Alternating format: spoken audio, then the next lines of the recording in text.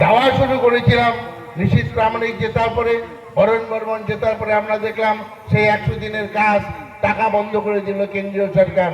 আমাদের এখানকার এমএলএ, আমাদের এখানকার এমপি জেতার পরে কিন্তু এই কামটা করলো। আমরা দেখলাম যে আমাদের আবাস যোজনার টাকা, আমাদের প্রধানমন্ত্রী আবাস যোজনার টাকা, যে টাকাটা আমরা দেওয়া শুরু করেছিলাম, ঘরগুলো হচ্ছিল পশ্চিমবঙ্গ ব্যাপী।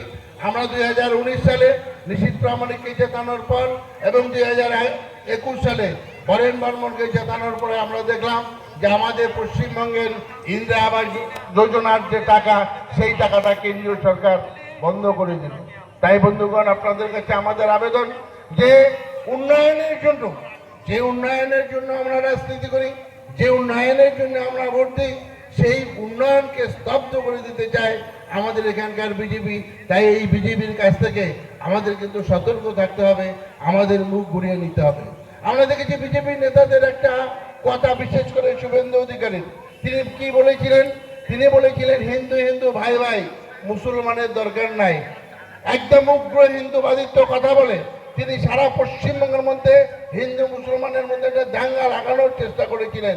আপনারা জানেন গতকালকে আবার পশ্চিমবঙ্গের বিজেপির রাজ্য সভাপতি হয়েছে শ্রমিক ভট্টাচার্য। তিনি আবার কি করছেন দেখেন, সম্পূর্ণটাকে উল্টে উনি আবার বলছেন না আমরা সবাই একসাথে চলবো। তাই বিজেপির কোন নেতা কোন সময় কি কথা বলে এর কোনো ঠিক ঠিকানা নেই। কাজেই আগামী দিনে বিজেপির বিরুদ্ধে আমাদের যে তৃণমূল কংগ্রেসের সংগঠন, সেই সংগঠনকে একদম বুথ স্তরে আমাদের শক্তিশালী করতে হবে। আমরা ছোট সালবানের ক্ষেত্রে অনেকটা আমরা শক্তি অর্জন করেছি, সারা শীতলকুচিতেই আমরা শক্তি অর্জন করেছি। ছোট সালবানের যে 2-1টা আমাদের বুথ আছে, বিশেষ করে হিন্দু অধ্যুষিত বুথ, সেই বুথগুলোতে আমরা চাই আগামী দিনে আমাদের আরও মিটিং, সম্মেলন ইত্যাদির মাধ্যমে সেই বুথগুলোর সংগঠন আরও যদি আমরা শক্তিশালী করতে পারি। কারণ যে বুথগুলোতে আমরা জিতেছি সেই বুথগুলোতে আর আমরা বেশি ভোট বাড়াতে পারবো না, সেখানে ম্যাক্সিমাম ভোট আমরা পেয়েছি। যে বুথগুলোতে আমরা ম্যাক্সিমাম ভোটে হেরেছি, অনেক বেশি ভোটে হেরেছি, সেই বুথগুলোতে আমাদের সম্মেলন করতে হবে, পাড়ায় পাড়ায় বৈঠক করতে হবে।